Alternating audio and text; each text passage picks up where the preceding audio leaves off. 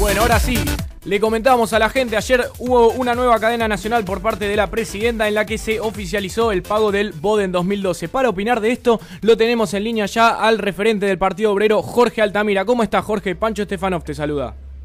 ¿Qué tal, Pancho? ¿Cómo están? Bien, bien. Bueno, en primer lugar, preguntarte una opinión. Básicamente uno está leyendo algunos matutinos, quizás más cercanos al gobierno, que me lo plantean esto desde un lado casi hasta épico. ¿Vos cómo lo ves desde tu óptica?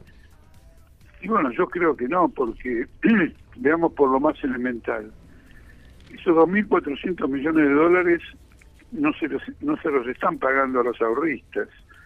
Lo reconoció la presidenta ayer incluso.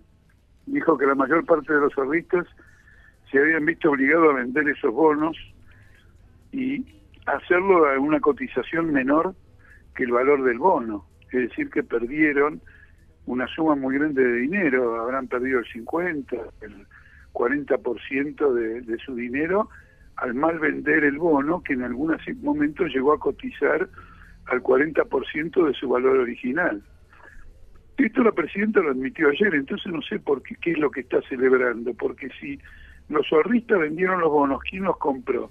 Los compraron los fondos internacionales, que ahora se embolsan toda la diferencia, porque el gobierno paga el 100% del bono, y la prueba de esto es que el dinero, 2.400 millones de dólares, no va a quedar en la Argentina, sino que se va al exterior.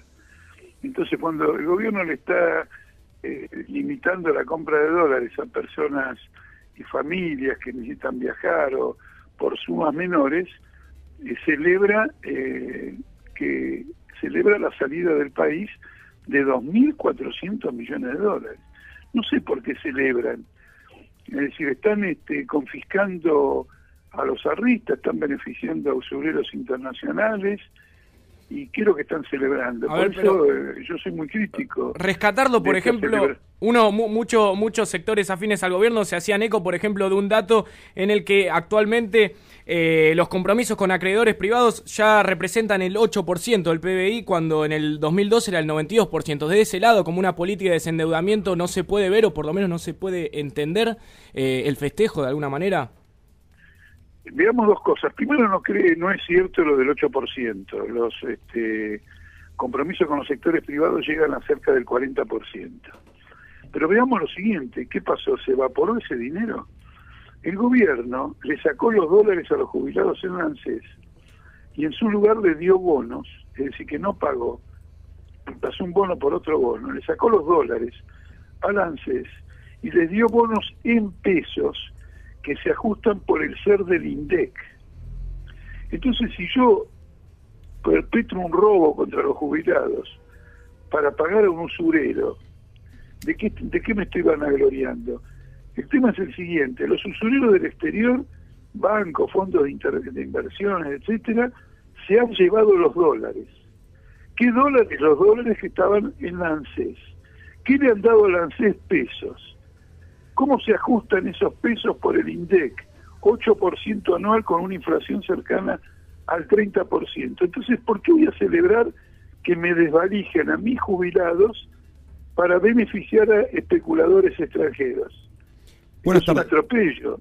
El gobierno ha dicho muchas veces que no es lo mismo deber al exterior que deber entre nosotros.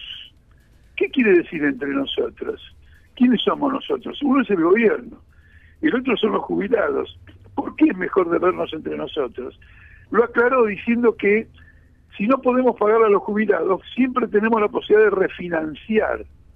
Es decir, que le han dado un pagadiós al ANSES, en el sentido de que nunca lo van a pagar y van a vivir refinanciándolo, ajustado por ser, es decir, ajustado por el INDEC.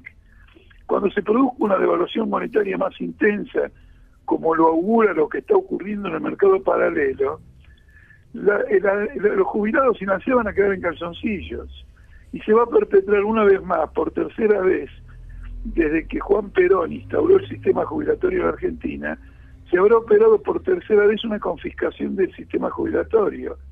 Y entonces están celebrando la confiscación de nosotros en beneficio de los grupos internacionales. Esa es la verdadera milanesa. Guillermo Mignini te saluda, Jorge. Buenas tardes. ¿Qué tal, Guillermo? ¿Nos puedes hacer un repaso, explicar qué fue lo que pasó con los fondos de los ahorristas? Los que tenían ahorrados, suponete, $5.000 en el 2001 previo al corralón. ¿Qué pasó con esos fondos? Bueno, ¿qué pasó con los cosas. que se especificaron, que luego supuestamente en el 2006 algo de esos fondos fueron devueltos, que ahora supuestamente también? Quiero saber exactamente cuál fue el recorrido. ¿Esa plata se fumó? ¿Dónde está? No, porque es el siguiente. El gobierno sustituyó los depósitos por un bono en dólares. Que son estos BOD en 2012. Que son estos bonos. Y a los bancos, que le especificó deudas y depósitos, por 1,4 le dio bonos por la diferencia entre 1 y 1,4. Muchos de estos bancos conservaron ese dinero y algunos los vendieron. Los ahorristas, su mayor parte los vendieron. Según el gobierno mismo, de los ahorristas originales, solo queda el 20% que aguantó y se quedó con su bono. Lo otro lo vendieron y lo vendieron, digamos, con pérdidas muy grandes. Quiero insistir en esto por una razón. Es la primera vez que ocurre. Cavallo hizo lo mismo en el año 1990, solo en aquel momento no se llamaban Model 2012, sino Bonex. Esos Bonex, los ahorristas que fueron perjudicados, también los vendieron a la mitad de su valor y se beneficiaron grupos económicos, normalmente los llamados fondos buitres, que cobran, que compran, digamos, a un precio muy bajo, claro, con la expectativa de que van a cobrar el 100%. Los bancos y los fondos buitres son responsables aproximadamente por 75% de las tenencias de estos bonos que se pagan en el día de hoy. Y el otro es el 25%. Por eso es que el dinero no queda en el país, sino que va a las cuentas del exterior. Son 2.400 millones de dólares en un momento en que el gobierno dice que necesita dólares y restringe la compra de dólares por parte del ciudadano común y beneficia, digamos, a los grandes grupos económicos. Bien. El otro tema tiene que ver con la deuda en general. La deuda en general no la ha ido pagando, sino que ha hecho lo siguiente. Parte de los intereses que tenían que pagar los capitalizó. Como capitalizar quiere decir que los convirtió en nuevo capital porque no los pagó. De modo que la deuda ha crecido, la deuda pública del Estado ha crecido. A contrario de lo que plantea el gobierno. Porque el gobierno oculta, porque el gobierno habla de la deuda externa y hace la siguiente distinción. Lo que yo debo en dólares a gente de afuera es deuda externa. Lo que debo en dólares y en pesos internamente, porque con esa gente pagué la deuda externa con el exterior, lo sacó de la deuda externa. A ver si puedo ser claro. Yo tengo la deuda con ustedes, ¿no es cierto? Y yo me endeudo con otro para pagarlo a ustedes.